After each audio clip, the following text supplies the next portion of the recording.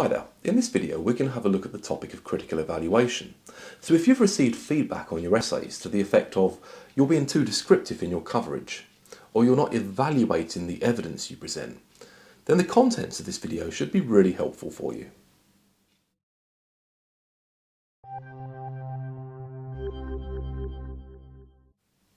So what do we mean by the term critical evaluation? Well, I guess in essence, critical evaluation just means not taking something that you're reading at face value. Let's consider how the term critical evaluation breaks down into its component parts. When we use the term evaluate, what we usually mean is look at the pros and cons of an argument. When we use the term critical, what we tend to mean is assess the strength of something, which means acknowledging the positive aspects of that argument as well as the negative aspects or the drawbacks. So when you combine critical and evaluation, what you're effectively asking a person to do is look at the pros and cons of a particular argument or position and then evaluate the strengths of both of these sides of the argument. When you're starting out with critical evaluation, one of the things that can be really useful for you to know about is the concept of logical fallacies. Logical fallacies are simply common errors that people make when they think and reason. The reason it can be useful for you to understand such common errors is that you can then spot them in the work of other authors, and this gives you an initial basis to exercise your critical evaluation faculty. One of the things you need to be aware of when you start thinking about critical evaluation is something we call an appeal to authority. And an appeal to authority occurs when you assume that the validity or the strength of an argument is invariably associated with the prestige or the authority of the person or publication making it. And of course, this is an error because occasionally even the biggest experts on a topic will make mistakes or have an off day. Similarly, publications, even very prestigious publications, will occasionally publish something that really doesn't stand up to scrutiny. It's easy to look at a very prestigious source, such as the Lancet, which is an English medical journal, and assume that because of the very prestige associated with that source, anything they choose to publish must be effectively beyond reproach. But that's simply not the case. Back in 1998, the Lancet published an article which made a link between the MMR vaccine and the risk of the development of autism in children. They subsequently retracted this article, which you can see on the screen now, when it came to light that the original research was deeply methodologically flawed and that the lead author had failed to disclose an important conflict of interest. Unfortunately, by this point, a good deal of damage had already been done, because a proportion of the general public and the press had fallen prey to an appeal to authority.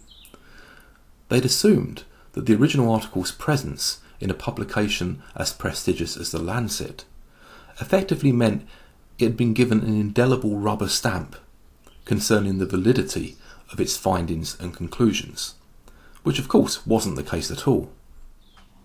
Something else you need to be aware of when you're thinking about critical evaluation is something we call ad hominem. An ad hominem is just a Latin term that effectively means after the man. And that almost needs a translation in itself. What it means is when someone tries to discredit an argument, not based on the logic of the argument, but rather their perception of the characteristics of the person making the argument. So here's an example of how the ad hominem logical fallacy might play out in text. You might want to pause the video at this point to give you a chance to read the passage of text and spot where the ad hominem occurs. Press play when you're ready to continue. Well, hopefully you've spotted here that this piece starts to go downhill after the word however, where the author claims that because Jones received an upheld allegation of misconduct in 2019, this should render his most recent contribution, i.e. the one in 2021, unreliable. But that's not the case at all. If the argument that a piece of research or that a contribution is unreliable, the evidence for the fact it's unreliable should come from an analysis of that contribution itself. It should not come from condemning a person on the basis of their previous conduct or their previous contributions. Something else you should be aware of when you're thinking about critical evaluation is what we call the reversal of the burden of proof. And this occurs when someone says, well, my idea or theory must be correct because no one has yet proved it wrong. Now, the problem with this line of thinking is that in academia, if you make a claim or an assertion, the onus is upon you to provide evidence that substantiates your claim. That's how you effectively say that your claim is correct or valid. Just because someone hasn't yet come along to refute your claim doesn't mean that you're right. So this is how the reversal of the burden of proof might play out in text. You might want to pause the video here so you have a chance to read this passage of text and press play when you're ready to continue.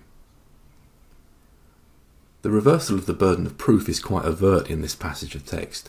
The author is claiming because there's an absence of studies that contradict the claims made by theory X, that constitutes evidence of its validity.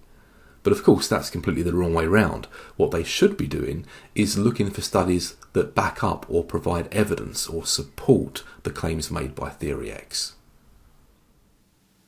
One thing you want to be aware of when you are critically evaluating a source is the conflation of correlation with causation, i.e. the assumption that the two terms are the same or interchangeable. They're most certainly not. Just because two things are correlated or associated does not mean that one causes the other. So here's an example of the conflation of correlation with causation. In this example, the author has noted that a child's hand size is correlated with their handwriting quality, in that children with larger hands tend to exhibit neater handwriting. But they've then gone on to make the mistake of assuming that the correlation will allow them to infer causality, i.e. they've assumed that because hand size correlates with handwriting, hand size must cause differences in handwriting directly, i.e. it's a causal relationship.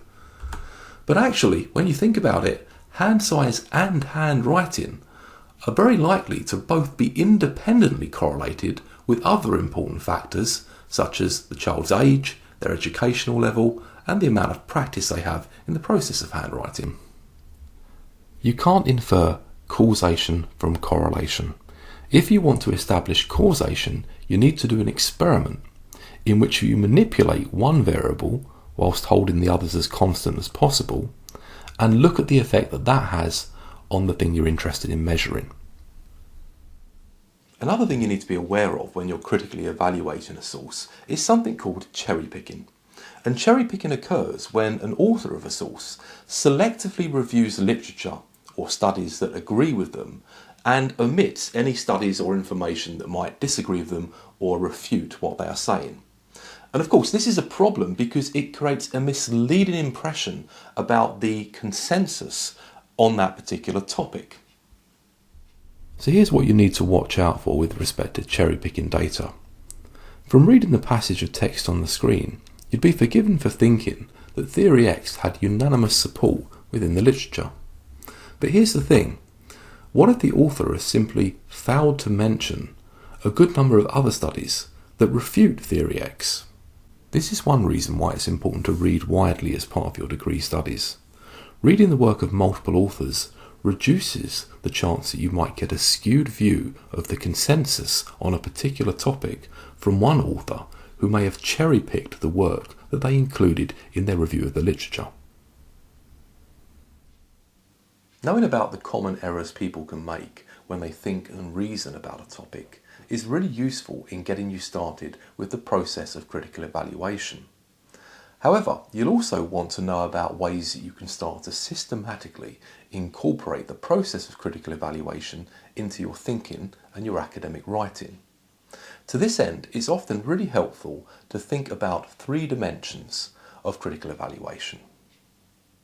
The first dimension you might like to think about when you're engaging with a source critically is the perspective taken by that source.